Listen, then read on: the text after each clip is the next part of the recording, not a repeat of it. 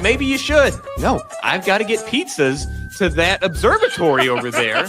And so you get attacked by some like smoke monster, and you like the pizzas fall off, and you're like scrambling around, like, oh no, somebody Smoke needs monster. the pepperoni. So I'm swimming through 30 weight motor oil. Why are these new additions to your game that your intention was to release this fall? What are you doing? Their primary focus should be surviving litigation. Someone take his phone. I'll do it. Just give me a key card and a red button that turns off Randy's Wi-Fi. It pisses me off that they lump racing in with sports. Then you look at this insert F-bomb, Mario Kart and Sonic Racing lumped in with F125. An aimless rant. We were just angry. Gentlemen, we can rebuild him. We have the technology. What's up, everybody? We are live. It is yet another episode of the Hardcore Casual Broadcast. He is Jay of F1 Podcast fame. Yo. Hey, all right. And I am Mason of Online Infamy, and we are the conversation at the one more thing behind you. What is going on this week, Jay? How you feeling? Well, it's been a busy week, but it's been manageable. This past weekend, obviously, it was lousy with game shows. Shows about games, not game shows. So we have a lot to talk about tonight, and Yes, I we really do. think you centered on the number one thing tonight, which is it's going to be one more thing all night. But looking forward to going through some of these. I know we had an initial discussion, but I've got some stuff in here that I hid back that I'm really excited about. So looking forward to getting into those. Yeah, me too. And that's going to be what we're diving into. Obviously, this is going to be all about the weekend that was. But because for those that might be too young or were not into games at the time, this is the time of year that used to be E3. Whenever we used to have the Electronics Entertainment Expo, and then COVID happened, and then everything went away. So now it had been this whole thing, but so now we have this, and we've got all these different shows. It used to be one event like for several days, and now everybody's doing their own thing. So yeah, we had State of Play last Thursday. Then Friday was Summer Games Fest. Then we had Xbox do their thing, Future Game Show, which I didn't watch, but Jay did. There's a PC game show. There was a developers show where it was just indie games. I mean, it was our cup runneth over. If you were interested in a game, chances are you could have gotten a peek at it over the weekend, one way or another. And I can already see some of the stuff that Jay is queuing up that I am also very intrigued by. So, do you want to start? The things that you're lining up here look to be very we're very Xbox oriented. So, do you want to start with the Xbox show? Yeah. And then So maybe I Summer broke Games down Fest? I broke down my material tonight by show. And folks, before we even get started, every one of these shows, some of you probably watched some of them. They had 30 or 40 games on there. And we don't have all the time in the world. So I picked like the heavy hitter show games we've brought up on this show before, or games that I think we're both interested in, or games that I think might cause a little bit of drama, a little bit of that we can talk about and bring out some really good discussions. I would like to save the one that's all the way to the right for last, because I felt like that thing took the cake. But I really want to talk about, before we get started, was I felt like just in general Xbox swung for the fences on this show, and I like to see that. Yeah, are you gonna succeed every time? No, but got to give them credit for trying. And I felt like this show was, with the exception of a couple spots, I felt like it was very well done. Absolutely. And I thought, Asha Sharma, I thought she was very poignant with her message and what she was trying to get across with the direction Xbox is taken. I thought Matt Booty provided some good feedback there in the middle of the show as we moved into some of the bigger ones. And then, of course, the games themselves, I think, spoke for themselves in a lot of ways. Anyway, go ahead. Which I was just gonna say, which, like you said, games speaking for themselves, which is something that it's been so long, dude. I mean, again, we all loved Uncle Phil. I love Phil Spencer to death. He was for the gamers. He was a gamer himself. I loved him, but I don't know what was going on but Xbox just could not create games anymore. Even whenever they bought studios that already had games boiling and they brought them up, something, I don't know, something about whatever was in Xbox's process just manifested duds. I don't know. I Yeah. don't know what it is. I don't know if it was a lack of QA, if it was maybe too much like oversight or too little. I don't know. But something was very, very wrong for many, many years at Xbox to where, I mean, how many games did we have getting canceled at Xbox over the years? They canceled more games than they released. The games that they released Right. were broken or just sucked. It was crazy. And so to have a show made up of games that so far look like killers. I mean, I was very impressed. And some of these, As was I. I like the first one, I guess that we can start with. The first one that's here on your list on the far left. Um, other people were like, "Oh yeah, I've been excited about this." I didn't know this existed. I was unaware of this game. Yeah. So, and I'm about to bring it up, but I want to say this. First off, if you ever talk to me as just a person, my favorite genre of fiction is steampunk. I love steampunk. So the game I want to bring up is called Clockwork Revolution. This is a console exclusive. This is one thing that I think they fumbled on. They constantly said console exclusive, but it's also coming to PC. But this game specifically, steampunk, check. British setting and humor, check. Time travel, check. Heists, check. And it has a very, very Peaky Blinders with a little bit of Fable humor tossed in and around. It reminded me of the first Outer Worlds game a little bit in the way that how spunky it was, and and it really unique graphical demonstration as far as what they're using. I couldn't It quite. looks like a steampunk BioShock kind of a vibe. Yes, and it definitely gave up some BioShock vibes as well. But man, super looking forward to this. Obviously it's a first person role playing adventure. Um, it just looked like it had so much character and so many layers to get involved in. I don't know what your thoughts are on steampunk in general, but this game looks fascinating. I am always intrigued by steampunk, but now that you mention it, there are probably, I don't know if there is a genre in existence, whether it's comic books, movies, video games, anything Yeah. that is more hit or miss than Oh, steampunk. Like it you're is not one of those wrong. things where I don't think I've ever seen a steampunk property of anything where I've been like, that's all right. It's either absolutely outstanding or god awful. Like there seems Yeah. to be no middle ground. It's either well done or it's garbage. And Yeah. this looks to be remarkably well. It's so eye catching. Like I said, it felt very BioShock to me. BioShock Infinite, the characters looked like they would be at home in BioShock Infinite, just with a bit Yeah. more of a steampunk layer put on it. But yeah, I mean, you can just see from this image, the way that they've got this woman's hair done up. It's very unique. Like I said, it's very flashy. It's very stylized. It is a version of steampunk that I've not seen done before. Like this particular, it doesn't look like any of the steampunk that I've ever seen. It's a Yeah. very interesting take on it. It's sort of this like steampunk, but still some kind of elevated elegance to it. I don't know. It looks awesome, and I was completely unaware of this. Apparently, people have known about this for a while. This was news to me.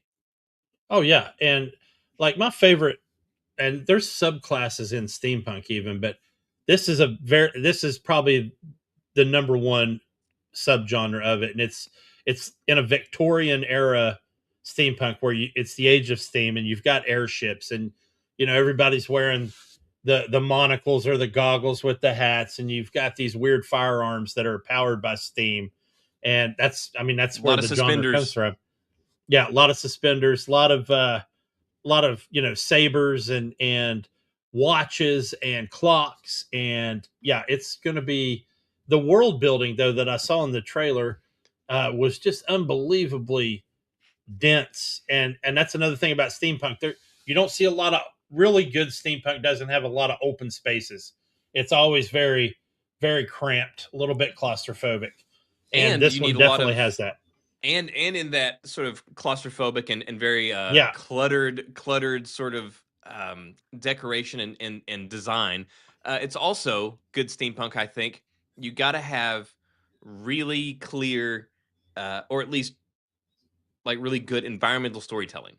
Like you yeah, need to, like, whenever you look on the wall or you look on a dresser or you know, whenever you look somewhere, you need to have something that sells the world. You know, you need to yes, really feel like you're in this world. You don't want to just have people that look great, these great character models. Okay, here's that, and then look over and you see a chest of drawers that you can see at IKEA or something like that. yes, Like if you're gonna go in, you got to go all in and do little flares, like the way that Fallout does, not only in the games but even the show. Like the show was a great example of, if you look on shelves or there's stuff that they will never call attention to, that you will never notice unless you look for it, that is this incredibly immersive sort of thing that really sells the environment, the the salt. setting, yeah, all of it. And I think so. Yeah, in that those cramped spaces, they got to have great, like level design, set design. If we were in a show, And I think back to a game, and I hope you remember this game. It was a launch title for the PS4, and ooh, it was not labeled as steampunk at all. And technically it wasn't, but the weaponry in it and the technology in it was very steampunk, which was the Order 1886. yes, Which was such a unique story and a very underrated game, mainly because it was short. It was like 4 to 6 hours, I was but about to the say story was that's fantastic. exactly why it was underrated. Yeah, and the story was fantastic. And the funny thing was, they did Kingsman before Kingsman did, because they were the ones that named themselves after the Knights of the Round Table. And so it was this highly secretive order of guys that basically vanquished the paranormal in London, secretly, and they had all these like steam based, gas powered, monstrosities of weapons that just did amazing effect damage. So if this game could even capture a tenth of that and mix it with some of the other stuff we've seen over the years, I think it's going to be a fantastic addition to the first person RPG space. So I'm definitely looking forward to it. intrigued. I'm definitely intrigued to see what they do, especially because it would be nice to see somebody else get into that same lane. Because right now it's pretty shallow. We have, Yeah, we've got Bethesda, and I mean, there's a couple others, but it's not a lot going on whenever it comes to that. I would love to see it. But also, speaking of the Order, just a little thing that pops in my head now that you brought it up, yeah, as we do, right? yeah, Now that you brought it up, it's funny how crazy times have changed, because now we've seen so many games. You got games like a mixtape or whatever that's not even really a game, right? Where you just press X yeah, and you get done in 2 hours, and everybody's raving about it. If the Order had released now and they released it on PC, the 6 hour experience on PC, it probably would have been nominated for Game of the Year. It probably wouldn't have yeah. won, but it probably would have been nominated. Because Not to it's mention, it would such a tight little experience. they would have modded the shit out of it and turned it into a 40-hour adventure. It probably so. Yeah, but you're right, man. You're not wrong. It's just sometimes it's timing, and Yep. sometimes it's just kind of what the pulse of the nation and the world is when a game comes out. So that's why we had games like Balatro or whatever it was called that did so It was well. Balatro. And you got a game called Brotato or whatever that's doing really well. And I'm just like, dude, I'm not playing that shit. So anyway, but the next one, this is kind of a heavy hitter. I'm going to kind of bounce back and forth between heavy hitter and ambiguous title, but we know this one's coming. We've known for a while. This is your ambiguous title? No, this is not. This is a heavy hitter. Halo Campaign Evolved, where we're basically getting a retelling of the first Halo game, which to me still has the best story. I thought 2 was good. I know a lot of people love 2 because of the whole, what's that, the one guy's name? The Arbiter? Yes. I know a lot of people like that part of the story. I really hated playing as the Arbiter, but that's just me. With Keith But David. as the voice. Some new things that we got about this one is they're doing 3 missions that are brand new that are basically, from what I understand, a prequel, because they listed them in the Xbox Game Showcase as before the ring, before the Halo. It looks like Chief's going to be with the sergeant in some like 3 missions or whatever. The other huge piece of news is that for the first time ever, you'll be able to play Halo from a third person perspective, which I think is fantastic.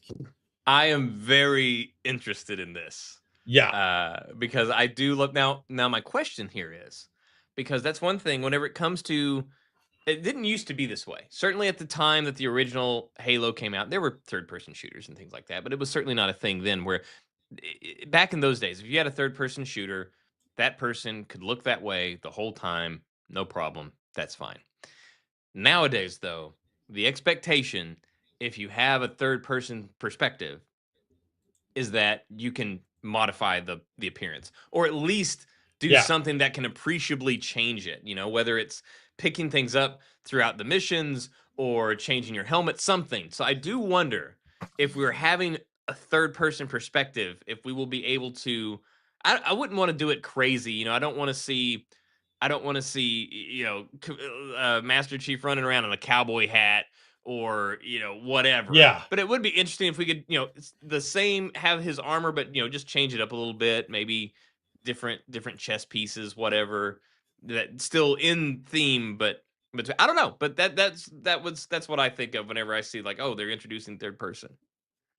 Yeah, and I mean, I don't know why they wouldn't if there wasn't going to be some level of customization, or maybe you play through the campaign and then if you want to go into like a skirmish mode or just kind of a freelancer mode, you can do whatever you want, or especially with the multiplayer, because then everybody can live out their red versus blue fantasies on that. So either way, though, man, still excited for when this game comes out, and I think it's like this month, at the end of this month or July. I'm not quite certain, but I think so. Yeah, let me see. I can actually double check that. But yeah, but it looked incredible as well. So yeah. I mean, but they did the thing where they did the first mission, and we got to see, was it like 30 minutes or so of gameplay from that, and it looked phenomenal there. And it still looks great. I am certainly very excited for it. Okay. That's not it. The Halo's been remade now like twice, so 25 times. Yeah. So here we go. I found that one. Yeah. July 28th. Okay, so day before my birthday. So yeah. So there you go. And that's still not very long off. So plus we got right around the corner. Black Flag Resynced on that same month. But my next one, and this was not on my bingo card, but I found it oddly satisfying watching the trailer, was a game we've got coming called Join Us. And this trailer starts out and it looks like a create your own cult simulator at first. Which even at that point, I'm like, do I really need to say more of creating my own cult? Yeah, you're like, I'm in. I'm in. But this trailer quickly devolved into, and I put this in my notes, an LSD-infused thrill ride. I mean, it started looking like they took like the craziest shit from Saints Row 4 and just weird, over-the-top combat mechanics. And, so it's got me wondering, when you start your cult, do you get to pick the premise for your cult? Like it was Saints Row, where you're like, hey, these are the well-dressed people. These are, it's like you pick you pick like a theme. Yeah. Yeah. So if I want to be like the Flat Earth Society, can I do that as a cult? And do they worship you or worship a spaghetti monster? Who knows? But it showed him actually like it constantly showed a screen of his stable of followers and where they were on the recruiting status of becoming a disciple. And then he could send these disciples out on various. Dude, it looked like there was some aliens invading at one point, maybe, and there were cows involved. I don't even want to get into this, but it's just starting to turn into a South Park episode on this trailer. But yeah, it looked really, really funny, just very, very humorous and kind of around the bend. So might be something to look forward to or to check out when it comes out. Yeah, I'm very curious because uh, it's definitely somewhere between Scientology Simulator and That something would be really fun. great. I hope that it's because so this is the thing, like you and I before the show we were talking about camp, Yeah. right? Like whenever we talk about, oh, this is campy, that's campy. And sometimes it works, sometimes it doesn't. And I think Saints Row, which watching that trailer and all that, I think that's a great comparison to Saints Row. And Saints Row, the very first one, had a little bit of camp to it, where it's like, oh, Yeah. okay, we're basically GTA, but a little off center. And then they Yeah. they went hard into it, and then it was great. And then they went even harder into it, and it was kind of Yeah. like, yeah, we get it. Okay, it's not really that fun anymore. So we'll see. Well, it looked like they may have took too far of a turn towards the zaniness, but Yeah. hopefully they line it up there to the golden era of Saints Row. I often think about what I call open world mayhem games, and GTA definitely falls into that, even though GTA is more grounded, I think. Obviously, Saints Oh Row yeah, started out grounded, like you said, and then went fucking round the bend with it.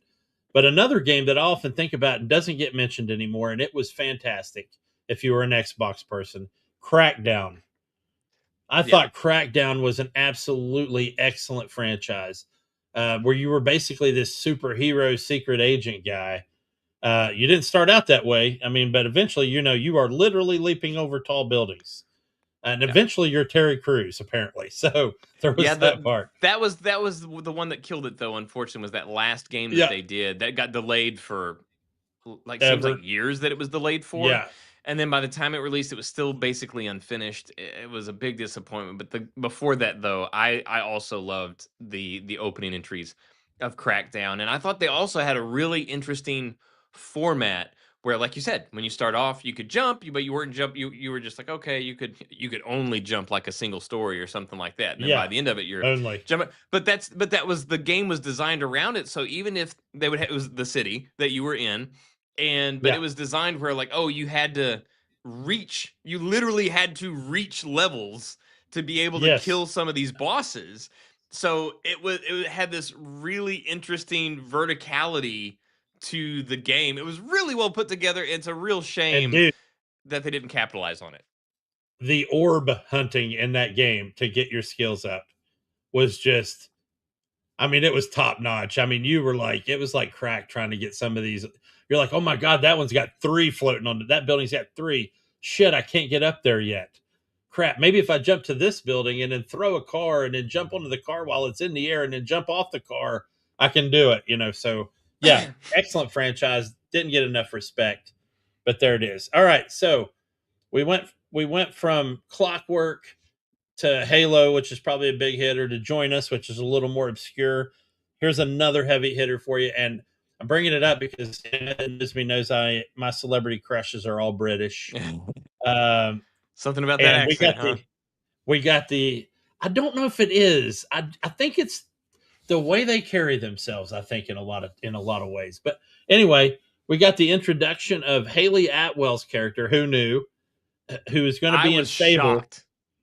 as a character named Isabel, who when I watched the trailer, the vibe I got is she is definitely the villain that doesn't think she's the villain, because she's talking about heroes and how there's too many of them and that there only needs to be one, and it needs to be me. And she's playing that character. Plus, I saw some gameplay footage of people fighting her. So I don't know if they mocapped her or just her face in the fights. But dude, already I was sold beforehand because I love the originals. Couldn't get enough of the original Fables, but definitely looking forward to this one. 1,000 different NPCs, all voiced, all with their own lives, going around and moving around. I want to circle back to that whole 1,000 NPC thing because of another thing they said about life. But combat looks fascinating. We got a 30-minute new gameplay basically piece that wasn't centered on combat, that was centered on character interaction and interaction with the NPCs and just day-to-day life, and how your reputation follows you everywhere you go. which I thought was an interesting, because we hadn't seen that yet. But one of the things I thought was cool, he brought up his map, and when he hovered his cursor over a city, it popped up all the different feelings that those people had for him. Like, he popped up one city and it was like reckless, but kind, but, kind of crazy, but, this and that. So I don't know how you're feeling about the game so far. I know it got delayed again to February, which I'm okay with if it's going to be better. But I'm feeling really, really solid about this title so far. Me too. I mean, there has been, like we said, there for a while, we thought it was canceled. Because we were like, we haven't seen anything about it in years. Oh yeah, I haven't heard anything, and then all of a sudden we get the gameplay, and it looked outstanding. And that was earlier this year, or was it, or at the end of last year, whatever it was. Yes. But it looked outstanding, and we had the introduction of the guy from the IT crowd. That was in there, and that was great to see. So I was, from that point on, I was like, okay, they mean business. We're all in, and it has a really interesting look where it's very realistic looking, but still has all the whimsy and stuff to it. And seeing this, we get to see it, a little bit of a darker side of it, a little bit of a grittier side to it. But yeah, the fact that I definitely did not expect Haley Atwell to pop up. I mean, she is. I mean, people might not. I'd say she's a big deal. I mean, she is very. I mean, she's absolutely. now, like, she's in the Mission Impossible franchise now. I mean, Haley Atwell is a big deal. This is not quite to the same level, obviously, but it was shocking. Like whenever Keanu Reeves popped into Cyberpunk in that trailer, like this caught me off guard, and I am very excited to see it. So yeah, everything of Fable I've seen so far is encouraging. I've seen nothing that gives me concerns about Fable so far. Yeah, and I'm in the same boat. I just can't wait for February simply for that. Our calendars are going to be packed. I mean, we only have 1 month where only one game is coming out, which is November.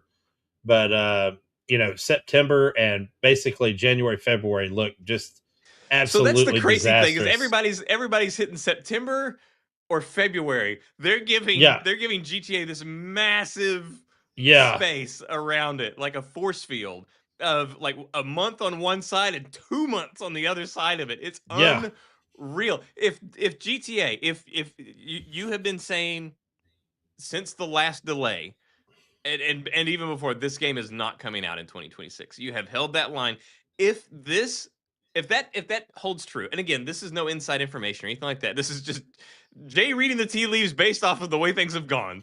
So no inside information. But if it did get delayed again, the vacuum that would be left is unreal. I talked about that last week. I don't know how they don't get at least one lawsuit. Well, because they've reached out to people about it. Well, I know, but I mean, but it's a matter of like, okay, how many? But if that happened, like, how many would you see? Like, oh, guys, hey, guess what? Our game gets delayed by a month. Instead of September, we're releasing October. Hey, instead of September, we're releasing in November. Instead of September, we're releasing in December. Or it would be like, hey, instead of February, we're releasing December too. Like, it would just be this massive, just rush towards the center. And also makes me wonder if it does get delayed again. Will the other games come out sooner? Yeah, absolutely, they will. Some will come out sooner. Some will get delayed, which could benefit them immensely because then they're exceeding expectation. Like people are going to be like, "What?" Kind of deal. So, man, it can. And you get holiday sales a lot of different ways. Yes. So if you say if your game's ready, and you're releasing in February to avoid the GTA bubble, and then GTA drops off, but your game's ready. Swoop in, man. Swoop in before Black Friday hits. Get those holiday sales. Yeah, and GTA could say we're not coming out on the 20th, but we are coming out before Christmas. And technically that's still a delay. So, but I don't think there's any way we don't see it before Christmas because they're going to make an absolute disgusting amount of money on this game. So, I mean, I saw a meme the other day with the Despicable Me boss standing on top of a pedestal, and it said Rockstar on his back, and then the minions all down there, and it had like every developer you've ever heard of Like Ubisoft was down there, and Activision, Bethesda, all of them. They were all minions just down there looking up at him. And I'm like, what a it's cool, but it's also that's a shit. We're in a shitty space where one company Well, is I just I would absolutely dominating the airwave. that's one way to look at it. I don't see it that way. I don't think it's a bad thing. I think that this is I mean it's an inconvenient result, but I think the fact Yes. that there is this game company out there that strikes fear into the hearts of other games, I think that's a good thing to have And you're this saying dragon that striking everybody's fear. afraid of, because one of these days somebody is going to walk up and they're going to be like, I will take on this dragon. I will Yeah, be the one I'm that going to takes this punch down. you in the mouth. And somebody's gonna do it. Somebody's gonna take it on and win one day. It might be a while, but somebody's But gonna also, try. it's not just fear, though, man. It shows a ridiculous amount of respect that other companies have for Rockstar, because even their developers, even their staffs are going to be playing that game. Oh yeah. And it's gonna cause delays in their production cycles because they're going to be playing those Yeah, games. people are gonna be like, yeah, Or I'm not gonna playing be able that to come game. in and work on the game today, boss. Yeah, they're like, yeah, we're all. If I'm you know, if I was a game company, I'm like, if I was the CEO, I'd be like, okay, here's the deal. Just to avoid the bullshit, we're closing down on November 20th and 21st. Enjoy 2 full days of playing GTA. On the 22nd, get your asses back to work so we can finish this game. Just do like hey, have a 4-day weekend, like get Yeah. as much in as you can, and then come back refreshed. Okay, so another game that was not on my bingo card at all, not even remotely, had never even heard of it. However, it stars somebody that I also enjoy watching her act. Is a game called Crossfire. I don't know if you saw this trailer. I did miss this one, I believe.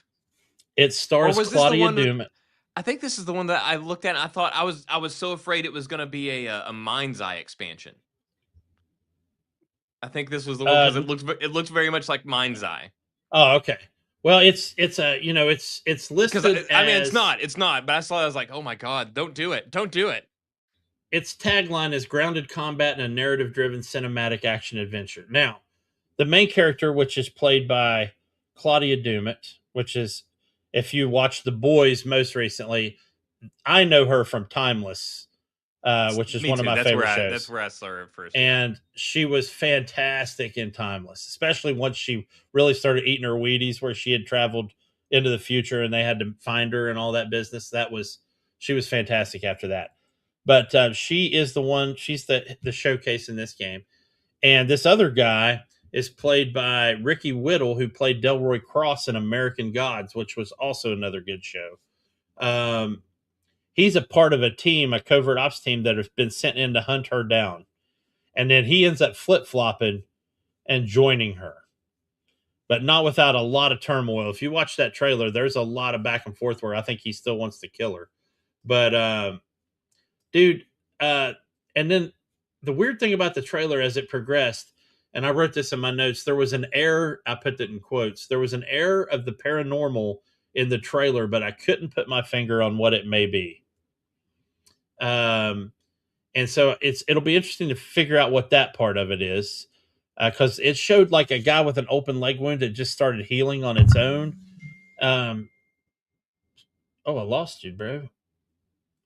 Anyway, it's called Crossfire. It looks like it's coming out either later this year or early into 2027.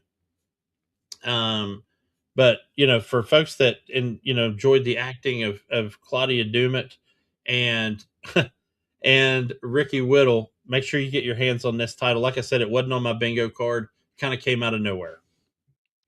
Well, I'm back. I thank you for going on. So all of a sudden your screen went black, and I was like, okay. And then I kept talking because I was like, okay, well, I don't know who dropped. I don't know if you dropped or I dropped. So I texted you, and then that's whenever everything went black. So I was like, oh, okay, it was me. Don't know what happened there.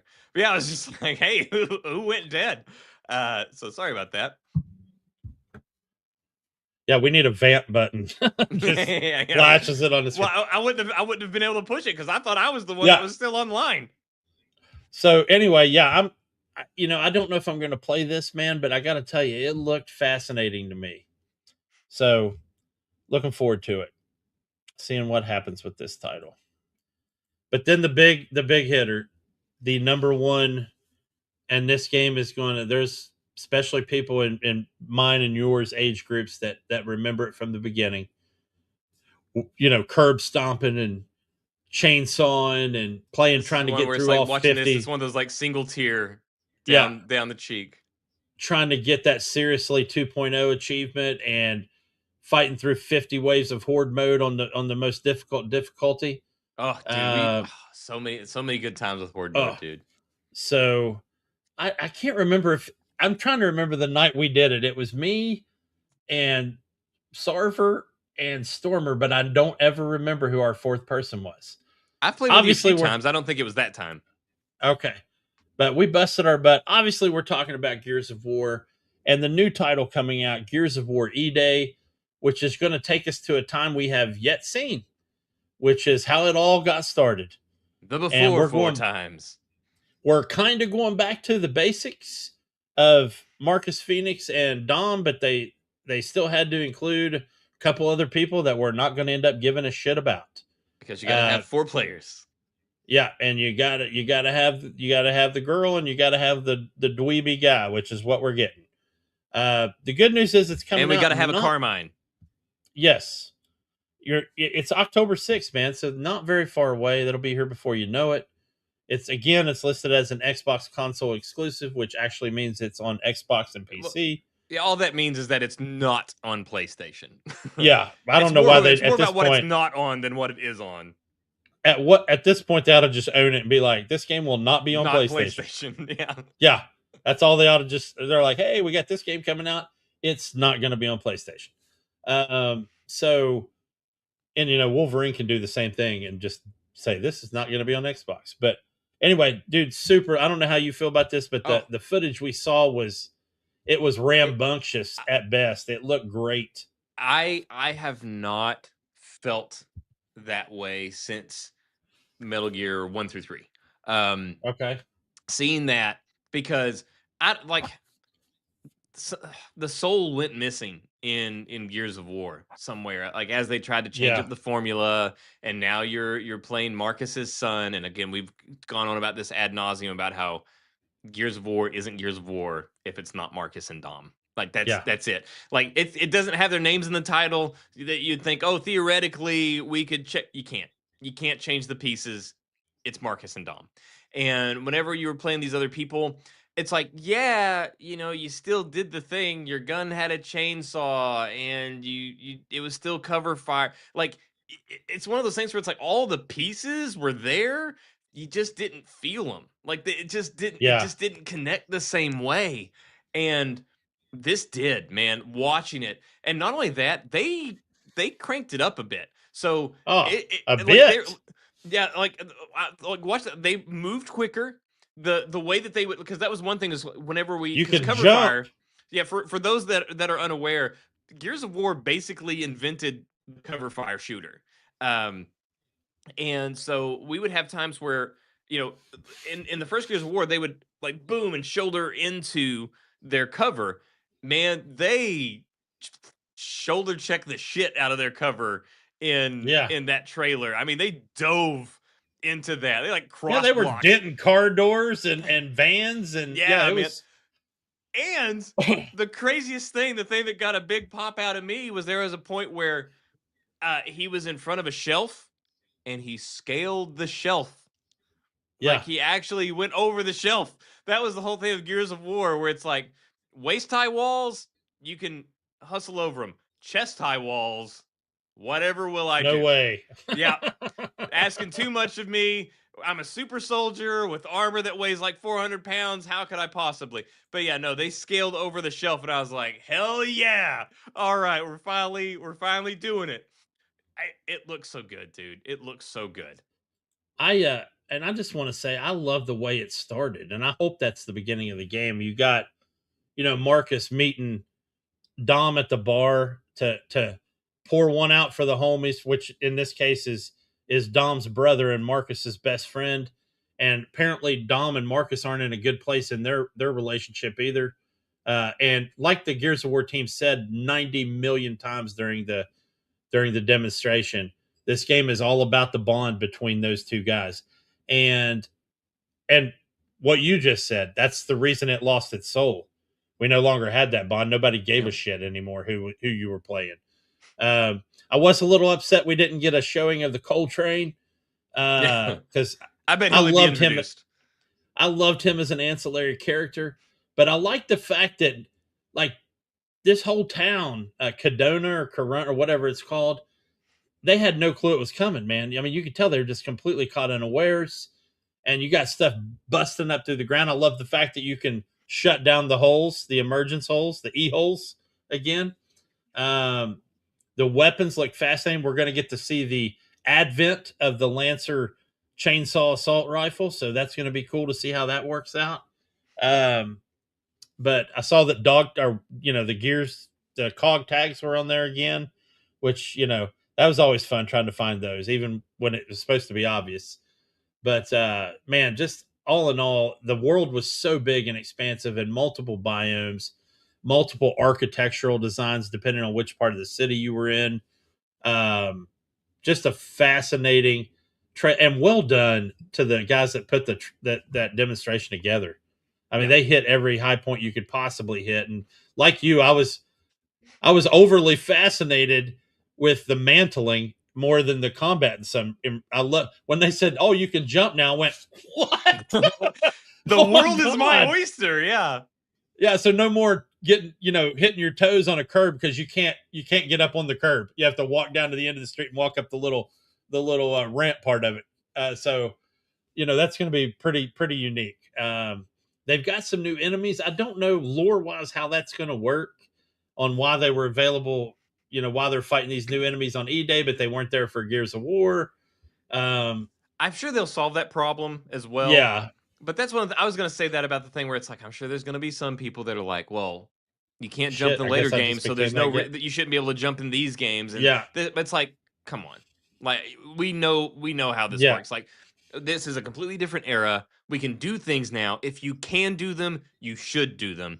And the only way, otherwise, the only other way to do it would be to go forward and not to. I'll avoid spoilers in the event that this gets other people interested in the game, but you wouldn't be able to tell the same game if you made a sequel. Again, if you did it directly after Gears of War 3. You would have difficulty finding that soul again, we'll say.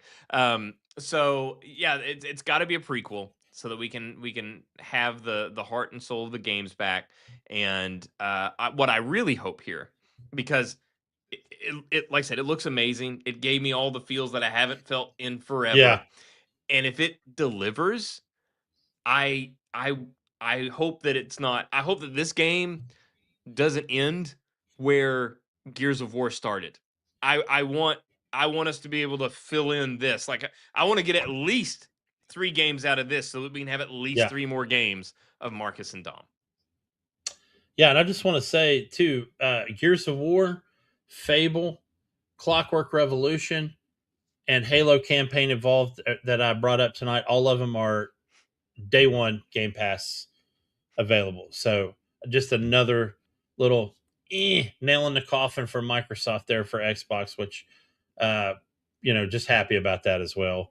And also with the Xbox show, also had some other stuff that I was very excited about. Very, very excited about. We had the Persona 4 remake coming, which I am super stoked for. I love the Persona games.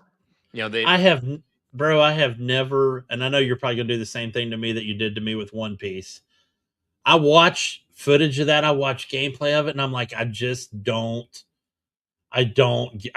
get the draw. I don't, and I know that's more me than it is the game. I get that. I'm not. I didn't either. Under any illusion of that fact, but like I keep seeing, like I've had access to Persona 5 Royal or whatever that is, where you get the whole and the complete edition or whatever it is, and I've never downloaded it. I would say download it and say, I'm going to play this for 2 hours. And I think you'll get it. Like you're or at least you'll be intrigued, and then Okay. you'll keep going, and then if you keep going, you will soon get. Because I didn't get it. I didn't get it. It was Persona 5 that got me into Persona. And then I started going back and playing other stuff. And yeah, and then Persona 5 Royale is basically an expanded version of Persona. So that would be a great place to start. So yeah, it's Okay. really good. It's a really great formula that they do, and Atlas is so good at doing it. Now, they also did a thing that I hate. So that was the remake of 4, super stoked about it. They also, though, announced Persona 6. Now, I'm very It happy looked about very that. different. Yeah. That was weird. So apparently there's reporting that it's going to be far more heavy leaning into the occult.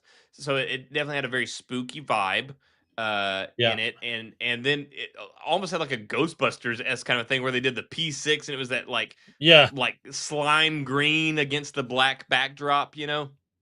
So, um, and I guess they didn't really do the thing that I hate, but it leads into it as a thing as we talk about these different game shows, and that is the "Hey, we're still here" announcement, and these games that we know exist, and they take time in these shows to do this thing where it's like, oh, we have this build up, what's going on, and then oh, come to find out, boom, here's the game, and we're like, oh yeah, here we go, we finally get to see, and then it's just like, and that's it, but it's literally just letting us know that it's not dead or canceled, and it's like I hate that, man. We get so excited because we get to see something that we've been waiting for. Like Elder Scrolls 6 had done this whenever they did their thing. It's just, yeah, I hate it, man. And there were so many of those throughout Yeah. Xbox and the other shows, like Summer Games Fest, and even State of Play with PlayStation, everything. I fucking hate it. And the other thing that really annoys me, which this is the one fumble that I thought Xbox had, and that was they even said the words, "One more thing." Oh, one more thing. Go. And it was Call of Duty for the second year in a row. Yeah. And like I remember, last year whenever they did this, and I was telling you about it, and like, oh, it looks so sick, and they were doing this, because they weren't announcing what it was, and like it looked like this crazy sci-fi whatever thing, and Yeah. then it was called. I was like, are you freaking kidding me? Like, oh, and they did it again this year. That's like saying, and guys, one more thing, and it's Madden. We know it comes every year. We know it's coming. That's not a one Yeah. more thing. So this is like this last 12 months. Hopefully they fix it by the Game Awards here. But the Game Awards started what is like 12 months of the death of the one more thing. Summer Games Fest. Keeley was, I think, burned by his own thing from High Guard last year, the start of this downfall of the one more thing, Yeah. and went with the safest one more thing I've ever seen in my life, which is Final Fantasy VII, like the third installment of which great, that is super cool, but we all knew it was coming, Yeah, that's what I hate about when they say world premiere, and I'm like, it's something that was announced a year ago. We've been seeing all kinds of stuff on it. Don't call it a world premiere. Yeah. I want to be taken aback when I see world premiere. I want to be like, shit, did not know that was coming.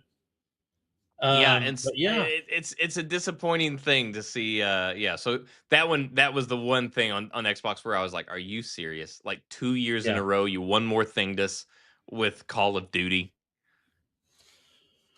yeah. But we had more shows than the Xbox showcase. Although I think Xbox did a fantastic job. The other one, that big one that we had, was the Future Game Showcase, which was the lead on the stage was Troy Baker and the lady that is playing Lara Croft in the new Tomb Raider game, and I don't know her name, so I apologize ahead of time, but she's fantastic and British. So I only pulled two big hitters that I want to talk about tonight, but I do want to bring up a few games before I get to those. The first one is Ace Combat 8: Wings of Thieves, which we knew was coming. We've known about it for a while, but we got to see some more actual gameplay footage of it. I got to see about an hour's worth of gameplay on it, and it looks awesome. It still looks very much Ace Combat, everything you know, but just it with a fresh gloss of paint, really good graphics. Planes are moving at breakneck speed. So Feels like you're this is my constantly question. missile locked. This is my question to you, Okay. because this is gonna. I hope this doesn't sound like an insult to Ace Combat, because they're always great. They're always Yeah. very high quality game. So I don't want it to sound like an insult. Okay. I'm just wondering, what is it that, because it's already such a great game that already captures this feeling of flight Yeah. and dogfighting and combat and taking out a target on the ground. What improvements can you see in this one? Like, since obviously they're working with real aircraft, Yeah. for the most part, real aircraft. It's like what kinds of things within those limitations where we haven't had a new, crazy technological advance in aircraft in forever. So what are they doing that's kind of advancing their own game forward? Well, it's funny you bring that up because it's aircraft technology that's advancing the game. So we have maneuvers that you could not pull off, and not to quote Top Gun Maverick, because I'm just not, but these are 5th gen fighters in a lot of these shots that we're seeing, and they're able to basically kill their engines and do these crazy turns that you could never pull off As seen in Top Gun Maverick. As seen in Top Gun Maverick, that you can you cannot do in any of the Ace Combat. So anybody that plays Ace Combat knows that once you get to a certain mission in the game, and it doesn't matter which of the Ace Combats you're playing, the learning curve jumps up by like 320%. There's no easy, progressing slowly. Like you're like, first off, you're just killing everything in sight, and the next thing you know, you're getting missile locked the entire mission. You're in a constant state of avoid missiles yourself while trying to fire missiles. And then you have your mission objectives. Then you have your like ancillary aircraft that you would like to take out because they're there. And then you'll have an ace that's flying there. And if you take down an ace, that's a huge bonus. But you can't always find the ace. And sometimes you have to leave the mission area to go find an ace. And then you risk, and the missions are timed like Monster Hunter. So you run the risk of blowing the mission to try to take the ace down, then it won't count. Which also showed up in the game's showcase as well. So one of the other game shows. Yeah, and but anyway, back to Ace Combat 8. I literally was about to go down a Monster Hunter rabbit hole right there, but we'll get to it. I stopped myself. But definitely looking forward to Ace Combat 8. Another game that I had heard about, it wasn't really on my list at all. And here's the thing: I hate horror movies. I've always hated horror movies my whole life. You still haven't watched Obsession, by the way. I'm getting ready to, though. So chill out. One franchise that I absolutely love is Halloween. And oddly enough, I hate the holiday of Halloween. I'm just not a Halloween fan. But I love that movie franchise. And there's 2 reasons why. First off, that is the best main theme music horror movie song of all time, without a doubt. I used to use it for my mother. That was her ringtone. That's how I always know. Crap, mom's calling. And then the other thing is we've got a villain. Oh, I thought your other thing was going to be Jamie Lee Curtis. Oh, wow. Don't give me. Yeah. Laurie Strode, bro. Am I right? Anyway, although I loved her in True Lies a little bit more than I did in Halloween. But I would suspect, yeah. But the other thing that I found, and this is really funny, is that Mike Myers never changes speeds. He somehow can cover a quarter-mile distance while somebody else is running flat-footed sprint for, a mile, and then he's in the room beside them almost instantly. And I just find it amusing, and it makes me laugh. And I'm like, it's not going to matter how fast. Even when they did the video game, the way that they handled that was he would teleport. Teleport. So this is another one of those asymmetric games like Dead by Daylight, which I did enjoy Dead by Daylight very much. So, I'm not saying it's on my radar to play, but I'm definitely going to follow it. And then the Tomb Raider game, man, Legacy of Tomb Raider. If it hadn't been for Tomb Raider 1, I would have never played Tomb Raider 2, which is my favorite of the series. But the fact that they're remaking the first one, and the fact that you're going to be in the jungles of Peru, and you're going to be in Egypt, and you're going to be in Greece, three great areas for an aspiring archaeologist. So it's going to be interesting, and they're basically revamping the entire game and the experience. Plus, for folks that aren't old enough and have only played the what I call the Tomb Raider, the Lara Croft Survivor era, where she was basically rookie and had no skills, Which you're going I to get to love those play. games, by the way. Yeah, you're gonna get to play a Lara that is peak, is at the top of her game.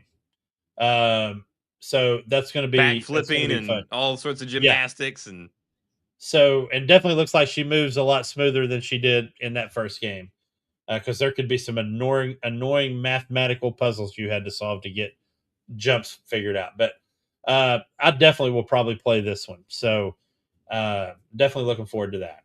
And then last but not least, go ahead. Sorry. I was just gonna say, yeah, no. Speaking of the jumps, I remember in the first game there would be the times where like you'd be like, okay, I got to. It was one of those things where you had to be pixel perfect, where your toe Yes. had to touch like the last pixel on this ledge to be able to have just enough reach to grab the other one that you're jumping to. It was that era of game design where you had to be spot on. Yeah, hopefully it's a bit less forgiving than that this time around. Oh yeah, yeah, and last but not least, and I by no means do I want to paint this last game that I'm going to mention before I get into the big hitters as small potatoes, because I am definitely pre-ordering this and definitely playing it. And we've heard about it for over a year now, but it's a game called Exodus.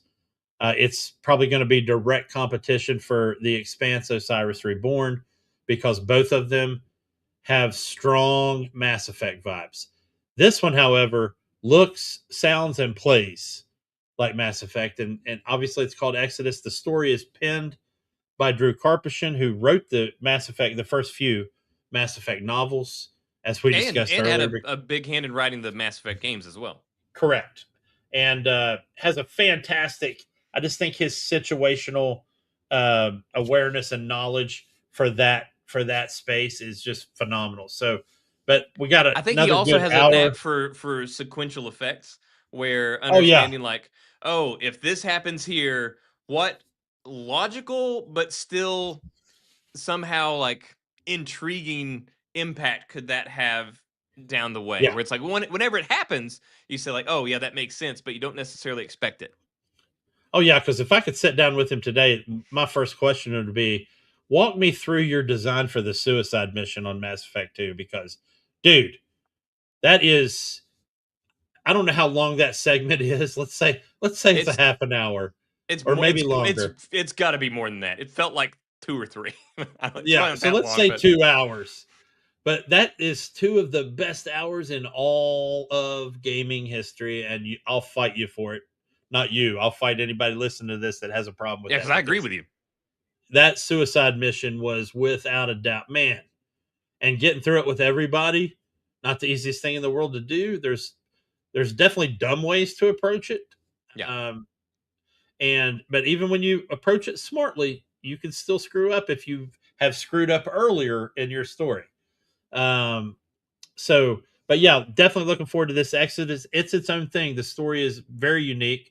There's time dilation in this game, which is going to be interesting to see how that goes.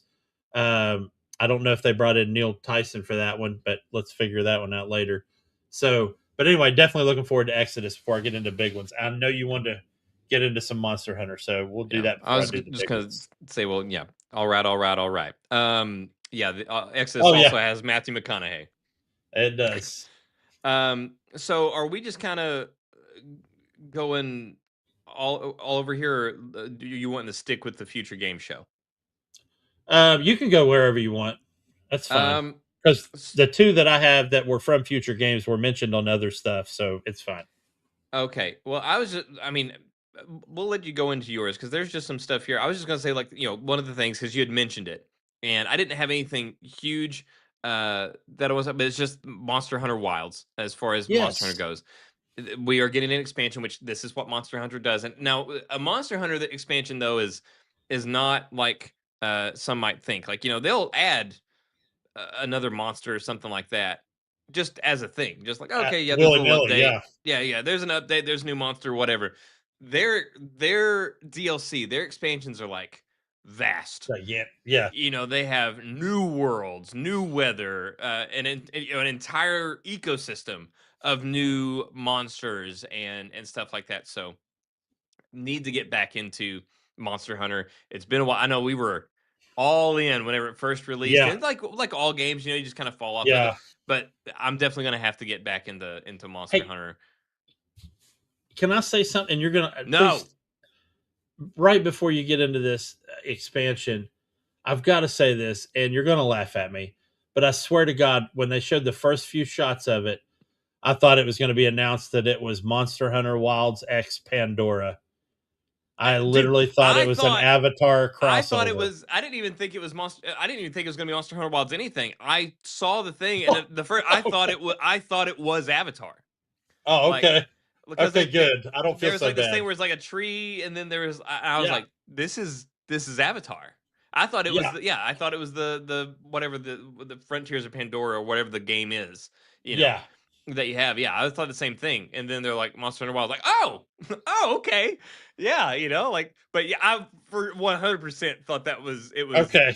expanding the Avatar game. Whew.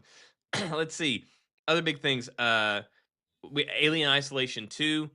That was a big deal. Good to see that. Yeah. I mean, as soon as I saw the eeriness and the fact that it was from the Fox Game Studio, I was like, well, this is Alien Isolation 2, and it was. So that was really all we got, though. We got to see it was all mood.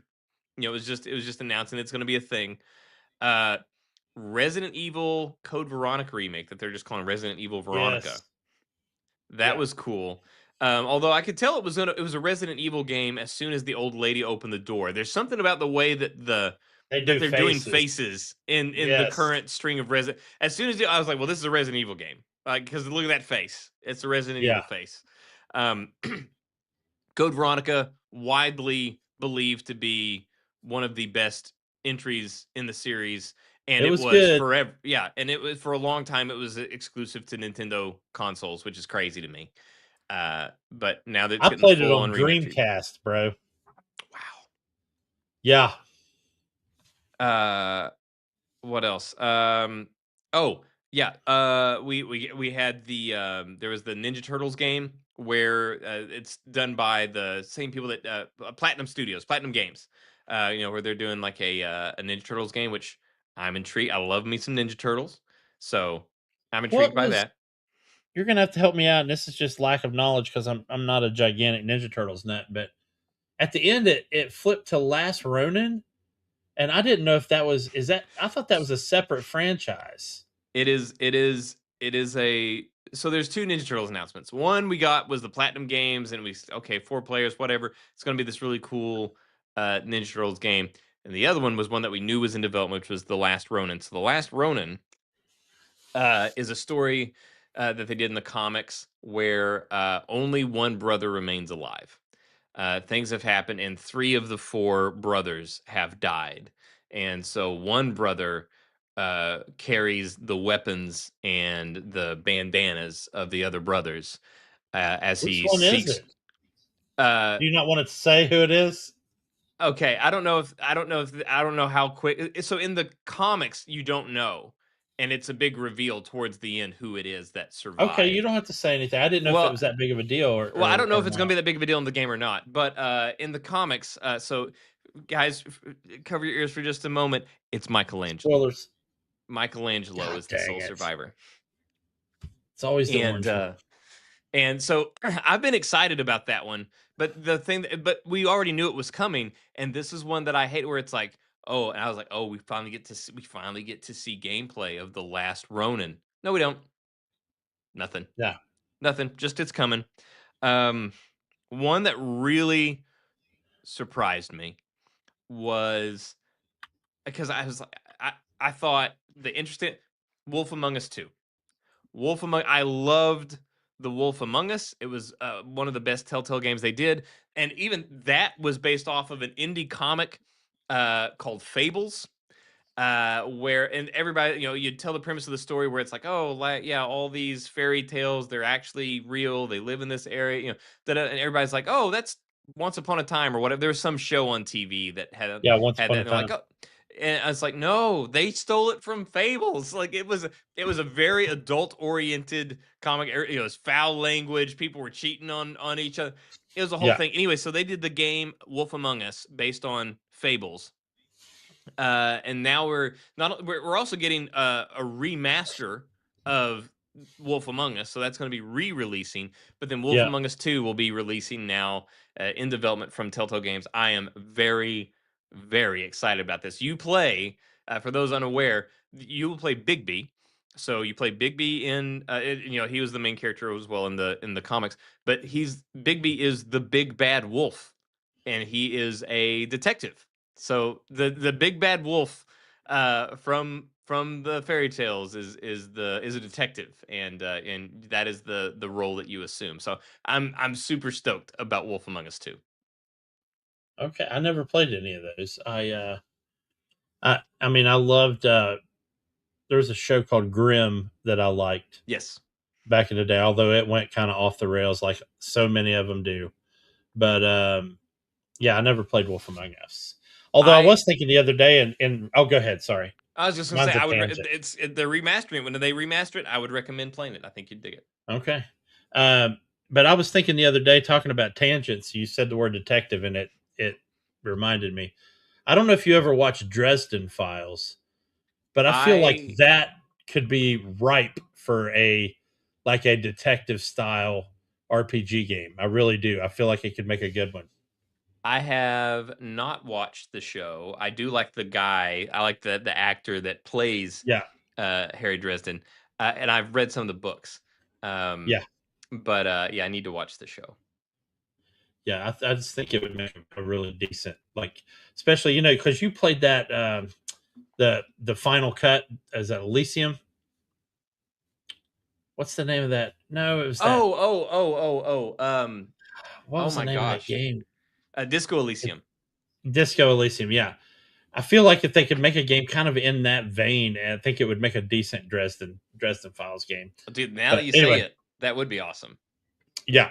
So, my did you have any more? I'm sorry. Nah, this is some of the big ones. Okay, so there's a game coming out, and guys, much like the Christina Aguilera, Britney Spears camp argument about which camp you're in as who is better, there's that camp for military shooters, and most people fall in one of two areas. They fall in Call of Duty or in Battlefield. I am definitely a Battlefield guy.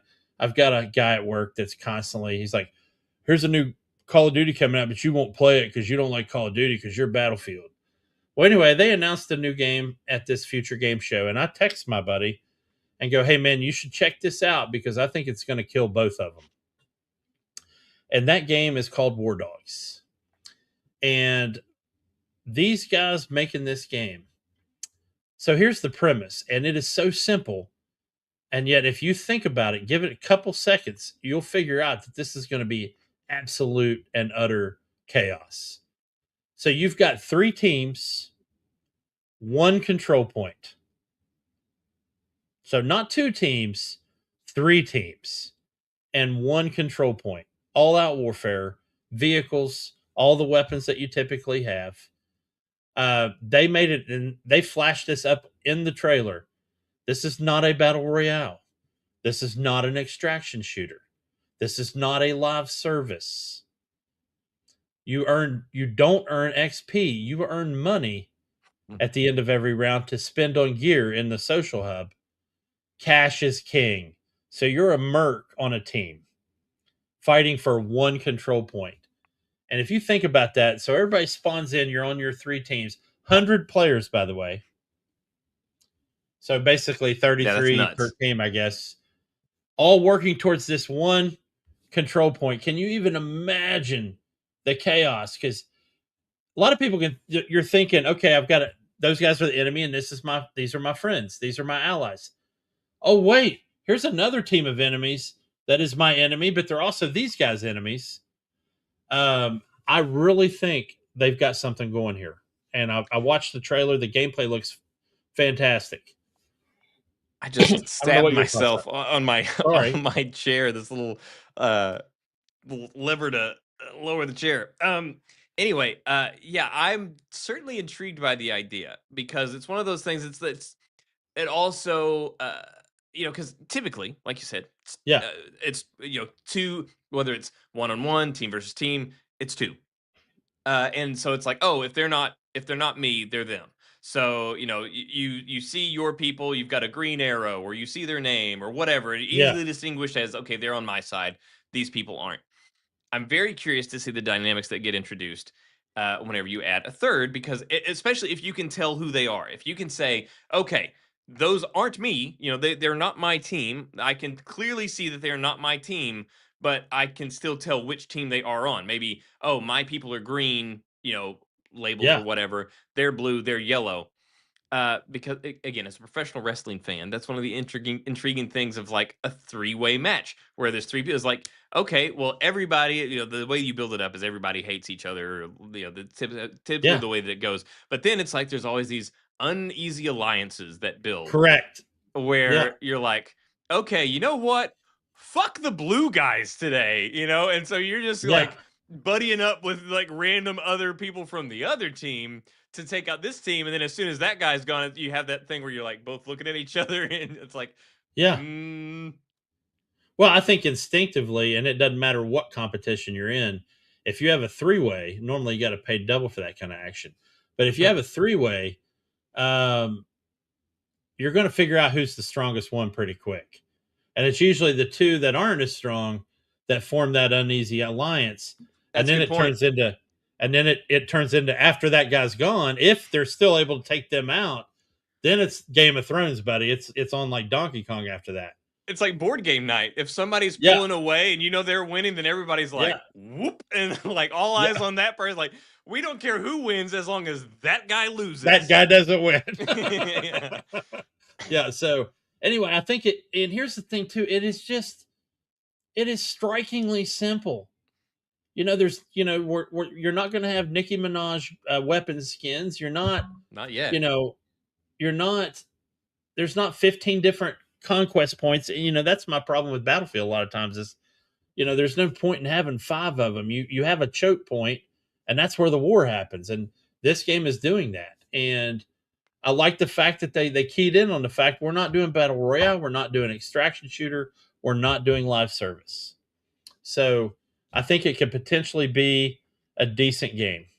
And it's kind of funny how simple of an idea it is, and it's kind of crazy to me that nobody got to it sooner.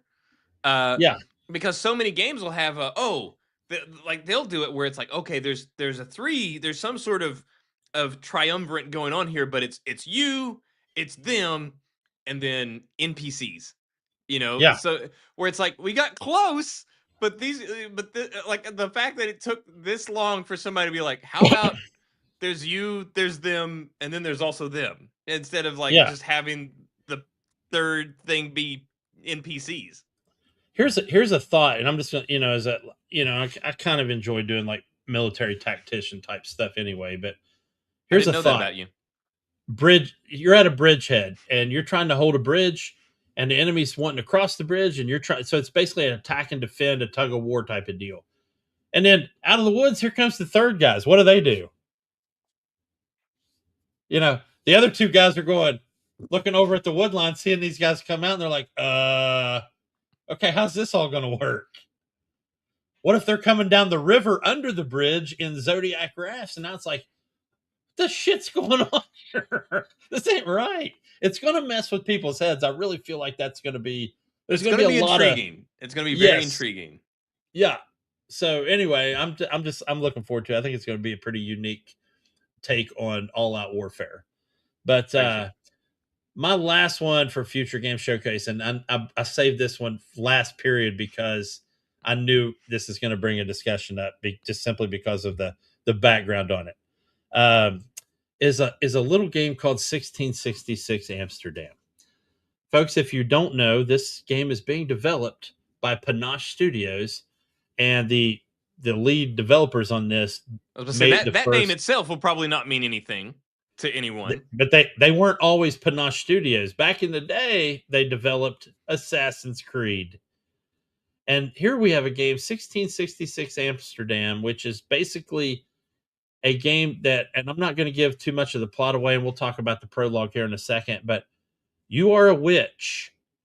Now, if you've watched this show or any other gaming shows recently, you know that Assassin's Creed, Ubisoft, has a game coming out called Hex, which centers on the Salem witch trials. That has also been rumored to have some troubles in development, some sort of going back to the drawing board. Correct.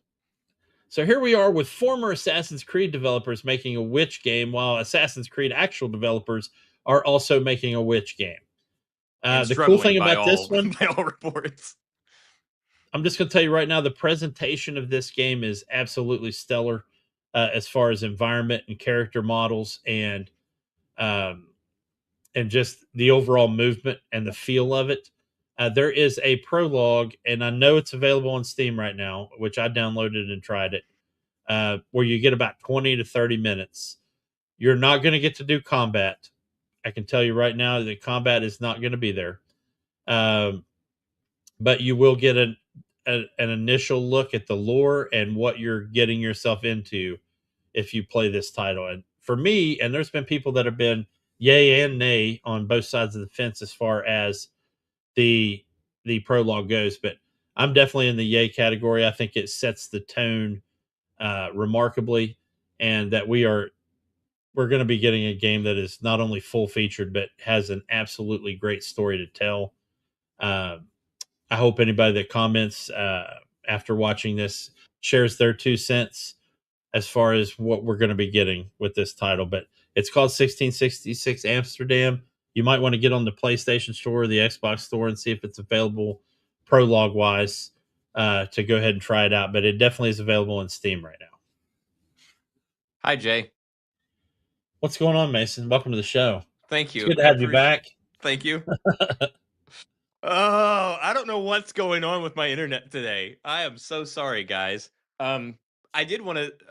I don't know if you got to this in during my absence. So I was just going to say that it's kind of reminiscent of the last time that somebody beat Ubisoft to an Assassin's Creed there we go setting. And I wonder if it will end the same way, because we had the Ghost of Tsushima release, and it was the best Assassin's Creed game in a long time since Assassin's Creed 4. And they did such an authentic representation of the culture and the vibe, everything about Japan in such a way, to the point that they even got honored in Japan. Like, the developers of the game were honored in Japan for the way, which that's a big deal in Japan. Like, they care very much about honoring the culture. That's why, like Jay had talked, I believe it was last week, about Forza Horizon 6, and you can't damage the cherry blossom trees because of their cultural significance, and you can't damage the shrines because of their cultural significance. So yeah, Japan actually honored the makers of the Ghost of Tsushima. And then we got Assassin's Creed Shadows, and so there's no way that you could not compare the two directly against one another. And I don't think there was a single person that thought Ubisoft came out on top of those comparisons. And, oh no, there's no way. Yeah, so I'm very curious now, coming into this, if we're gonna have a same kind of situation. And also, I'm very curious, is it happenstance that former Assassin's Creed devs, their first game out the gate has to deal with witchcraft? Like, is this just Oh, who would have thought? Our first game and your next game just happened to be kind of intersecting. That seems real convenient to me. Okay, and that was my initial thought, but then I did some digging, I'm and intrigued. these guys pitched this game 15 years ago, and Oh, were shot down. so So maybe this was I the other think way this is the around. exact reverse of what you were just saying. I think they left and they decided to make their game that they've been wanting to make for 15 years. And now Ubisoft's like, shit, now we got to go back and make that thing. Or we're going to get Ghost of Tsushima all over again. Well, we have talked about Ubisoft ad nauseum, but just to bring it up again, I I really think uh, Ubisoft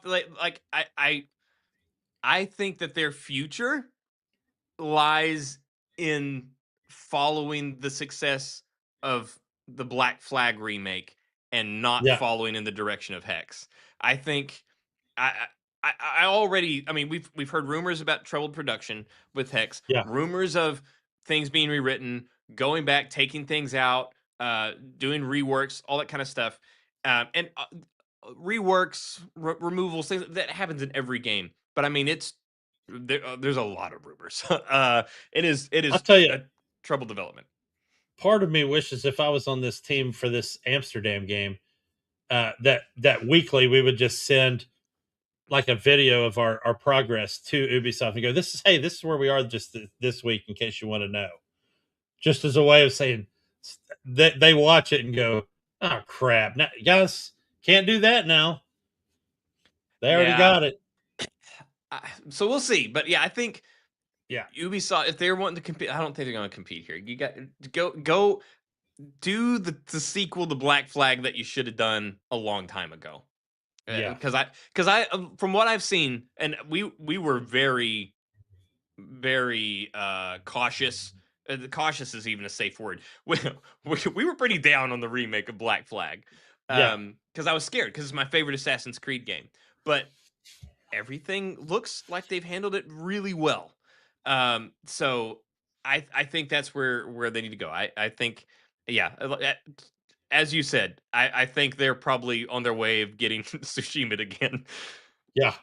Absolutely. But man, that's all I had from the Future Game Show. Um, I did watch the PC gaming show, and we don't really talk about it as much on here because we're not both PC guys. But some things to look forward to that I thought were cool were Total War Warhammer 40K. I'm a huge fan of the Total War series. I played Medieval and Shogun and and the other Warhammer Total War, which is in the other Warhammer universe, which is Age of Sigmar. So it's the older stuff. But 40K is in the Space Marine era with Necrons and Tyranids. The gameplay demo that we got to watch was, I have never seen a real time strategy game do what this demo did, and this was gameplay footage during an actual mission. The artillery coming in, being able to zoom all the way out to space and see your void ship out there doing its thing out there while you're fighting on the ground. I mean, it's going to be every Warhammer fan's like fever dream, dude. So that's looking pretty good. Star Trek has a new game coming out called Outpost Unknown, where you're basically they're in the Strange New Worlds universe. So this is Anson Mount's Captain Pike universe, and you're basically setting up outposts on unknown worlds. So, and it Boldly looks like a going, competent. some might Yes, say. it looks like a very competent base builder. So that'll be interesting to see how that turns out. And released today for game preview, and it's available on Game Pass. Astroneer sequel, Star Seeker Expeditions, is available to download today on game preview. So I'm probably going to try that out after we get off of here, because me and my son loved Astroneer. We were basically the only two that played it together. So going to see what it's like, and what's different from this one versus the other Astroneer.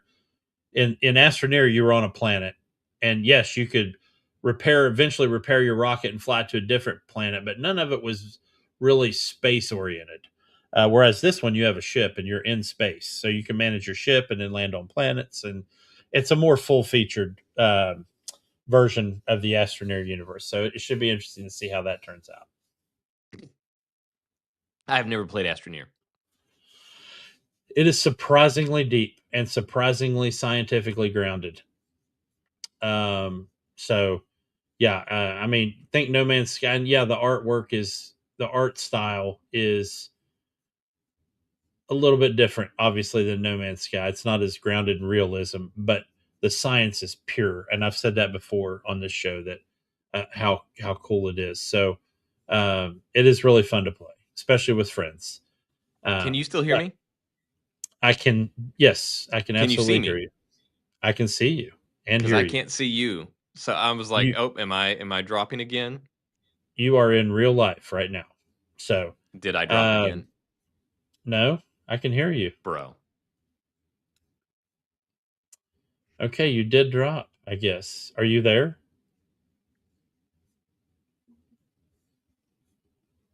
He has. Hey, I'm back. Oh, Oh, Elvis has wow. re-entered the building. I Okay. was like, oh my God, seriously, again? Yeah. So man, that's really all I had on games. I did have a couple pieces of media information. Whoa. There were some of these I didn't touch on because I was like, well, obviously Jay's gonna have these. So hold Okay. on, sir. I thought that you might I am want to gonna- talk about Star Wars Zero Company.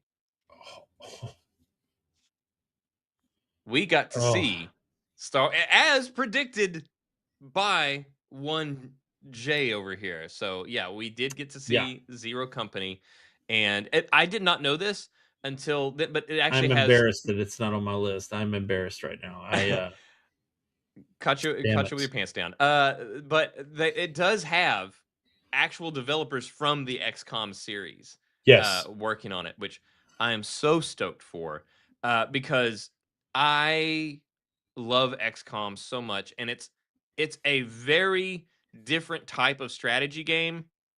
Yes.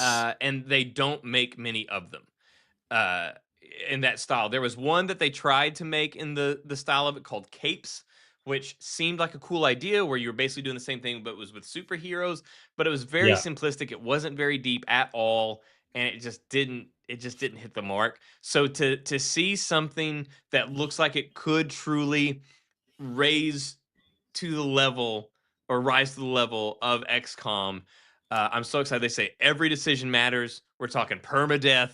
You know, we had that was always the thing in XCOM is you'd have the option to like name your people. So I would have like Jay and Rob or whatever, and then then Jay they got die. killed, and then you're like, oh my God, what did I do? Like, why did I let this happen? The blood's on my hands. And to me, that was the best feature of XCOM. I mean, the combat was fantastic in the storyline and that whole bit, but the fact that you could level this guy up and him become your best fake friend on the planet, and when they died, it had an effect on you. And then you'd get back to base and their names would be listed on the memorial wall. Yeah. And you're like, oh man, I remember Mason. Remember that guy? What's even worse is if it was like, oh, okay, you go through, you got your friend, you're building them up, they're like your best sniper or whatever, and you're like, okay, well, we need somebody that can like look down range, so let me just send him up there so he can get a good eye and he'll let us know. And just so happens there's an enemy there, and so you go up, and then I see that the enemy is standing right there. I'm like, oh God, next turn. So then there's that agony of waiting for that enemy's turn. Now that you spent the turn with your person, and then sure enough, enemy comes, boom. So not only do you have that hole in your chest, from losing this character that you've pushed that also shares the name and likeness of like someone and then being reminded, but you have to live with the fact that it's your fault. You did this to him, like you sent him to his death. And I have never had deaths weigh on me the way that they would in XCOM. I mean, the closest probably was Mass Effect. Of course, I got lucky and didn't have a lot of people die, but I will say this. So we're getting that, but in a Star Wars setting. And from what I can tell, the era is going to be what's called the twilight of the Clone Wars. So probably towards the end of the Clone Wars. And it looked like you had so many available people to recruit. And it just started making me think, man, that person's going to bite it and I'm going to be upset. Or that person, or hey, I'm making sure that person's cannon fodder when they get in the game anyway. So um, I think it's going to bring a whole new level for me, that the fact that it's a Star Wars game. I don't know how you feel about that, obviously, but I mean, I think love XCOM, but yeah. I think it can help repair my relationship with Star Wars a bit. Um, Okay. as because it's just like there was a time where you just said Star Wars, and I'm like, point me in the direction of this, Yeah. and it's just like that. Kathleen Kennedy has done such an Yeah. effective job during her tenure at Lucasfilm to just ruin Star Wars, and hopefully, and the only good Star Wars that we could get was from Jon Favreau or video games, and we Yeah. would have the the Fallen Order and all that stuff. So yeah, I'm excited about it, and so I think like having people that are like earnestly Star Wars fans and they're doing good Star Wars, and they've got devs that are doing good XCOM style strategy. Yeah. It could be just the thing that kind of like it'll fill the void left by the absence of these strategy games, and it might rekindle a love of Star Wars and Star Wars stories. Yeah. And I love the idea that, you could put together this like hodgepodge crew of various types of Star Wars archetypes, man. So you look like they had a clone and a Mandalorian and a Jedi and, a spy and a smuggler. And, so it looked really cool in that regard. And then, of course, we got that big reveal at the end of the demonstration when Anakin showed up. So Very cool. I thought, very cool. Yeah, obviously this is pre-Vader, so at least we know it's before Order 66. And there was another one, which I think we saw twice in this, I believe. Twice they did it, but the Blood of Dawnwalker. We got another, Yes. and I was one. I mean, I've been excited about Blood of Dawnwalker since it was because it's former Witcher 3 devs. One of them is the former Witcher 3 game director making this game, and they showed something that it got me so excited. And then I also wish they hadn't shown it. I wish they would have kept it close to the chest a little while longer. Like I wish they would like show us more gameplay, all this stuff, and then do this big reveal later. Or if don't even tell us. We got to see a trailer where we saw modern day happenings. Like we saw like it looked like two detectives or something doing police work. So there's some sort of modern day component here where I guess maybe what you're doing back then either plays into this, or maybe it's you, since you are a vampire after all. Theoretically, you could age into this. Now, the thing that we've heard before is it 30 or 33 or 37? I don't know, somewhere around there. Days that the game in-game days that it's supposed to take. Is that only one section and then we go?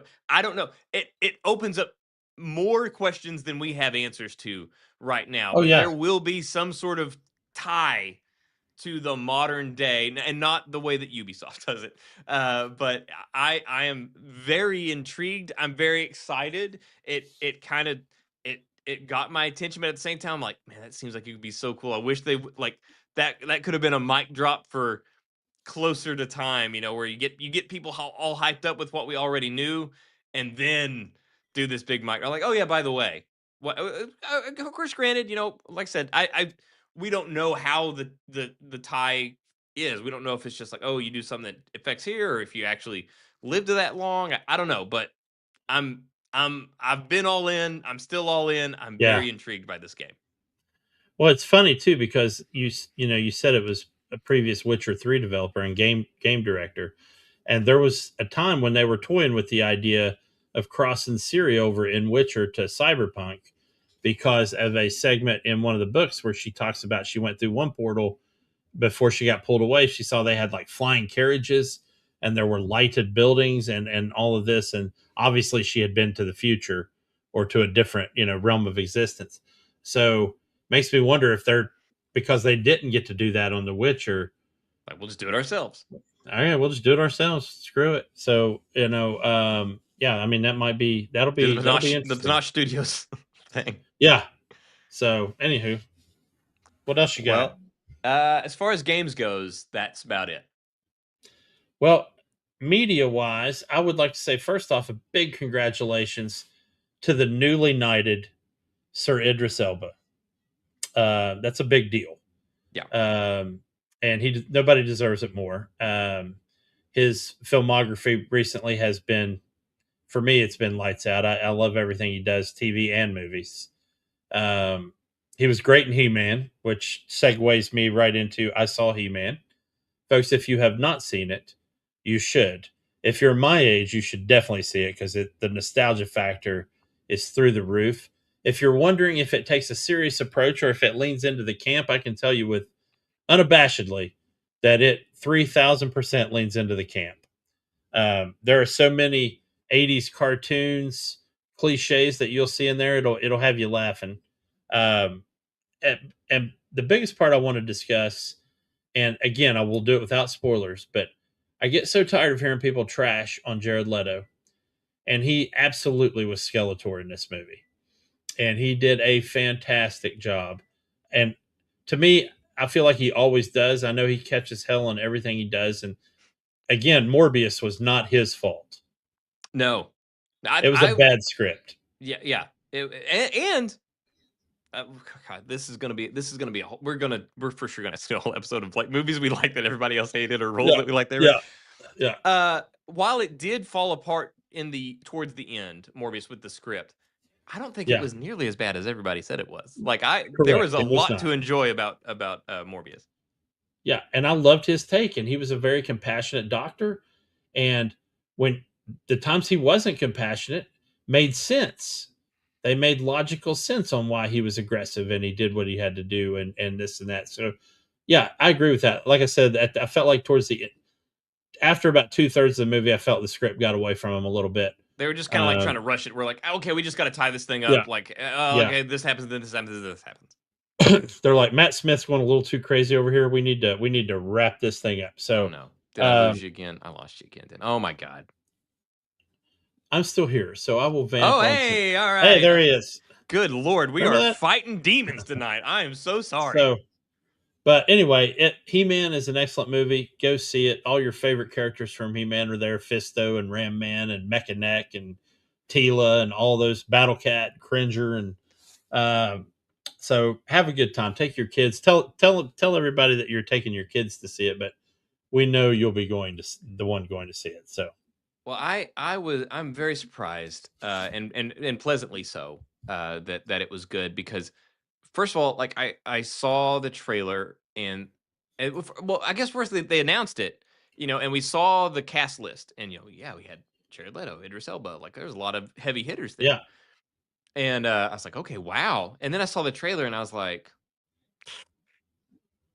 I don't know, man.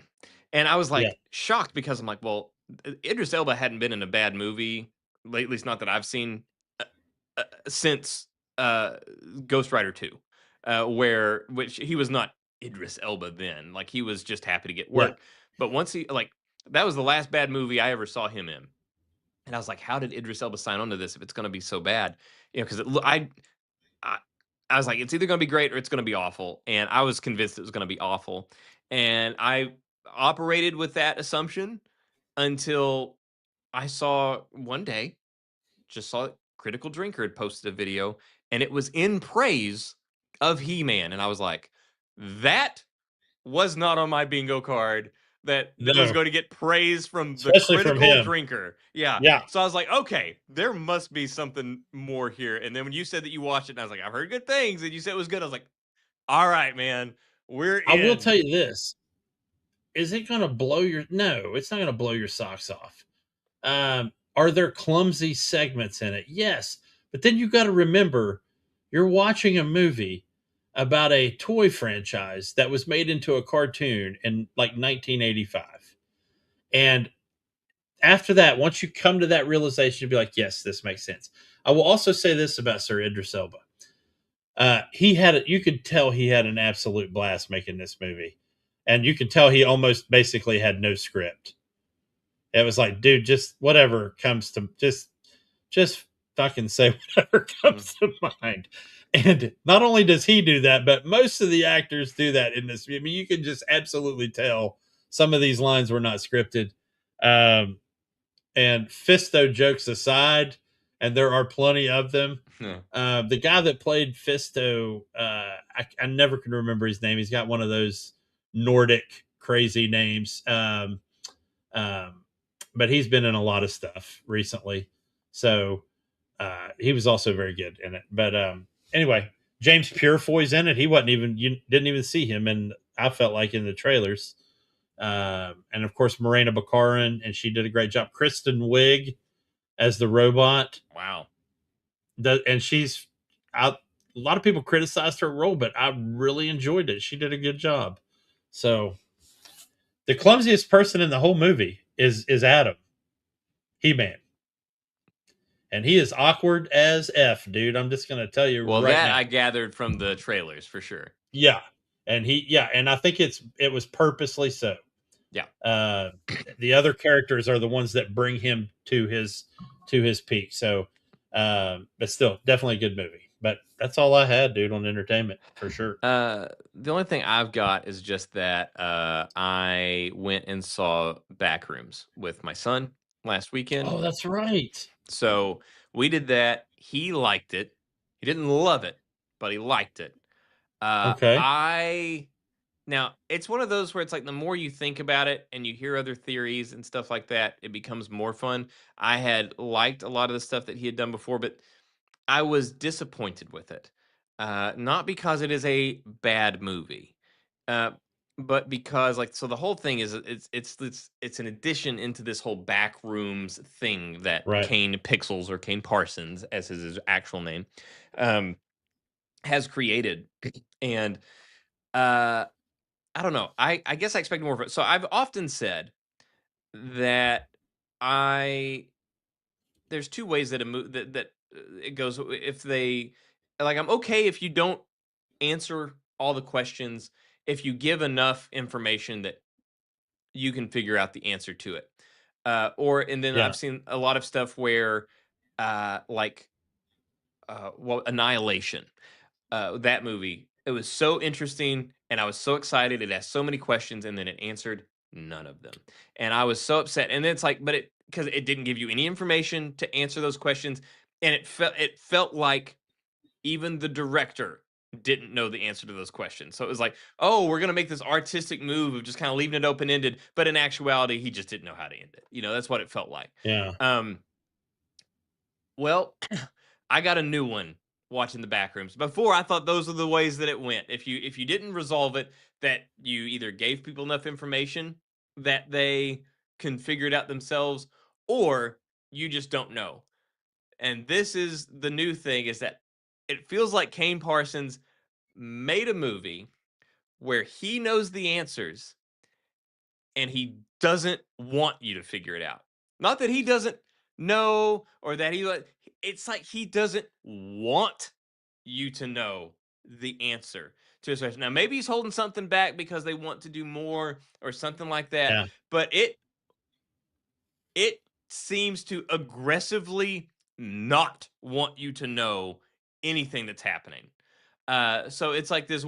It's an aggressive form of intrigue where, it just feels intentionally antagonistic to the viewer.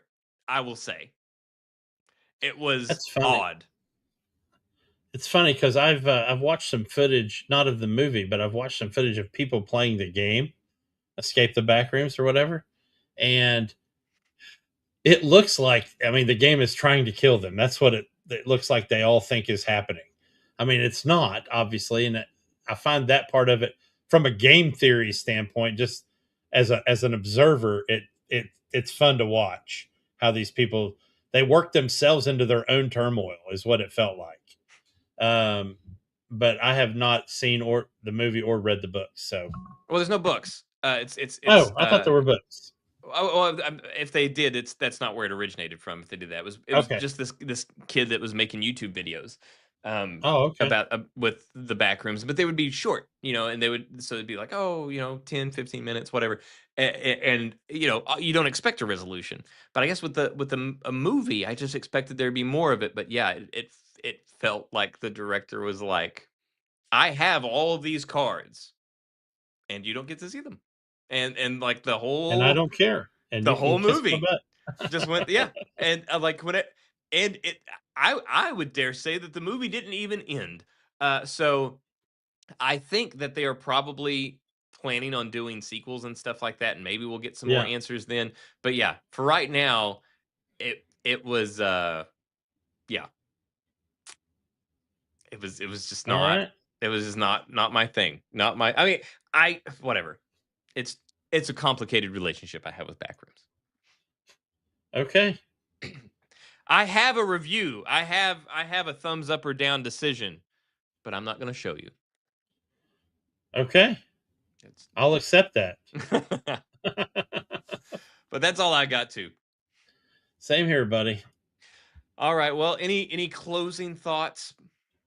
I don't. For anybody that finds this video, besides liking and subscribing, make sure that you go watch some of these game shows. A lot of them are on YouTube. They're set up in increments so you can skip forward to the games that you're interested in. And they all have time hacks down in the description so that you can just go straight to those games. But definitely check out the 1666 Amsterdam demo that's available out there. It's more of a prologue than a demo, but go out there and play that. But yeah, a lot of good stuff coming, man.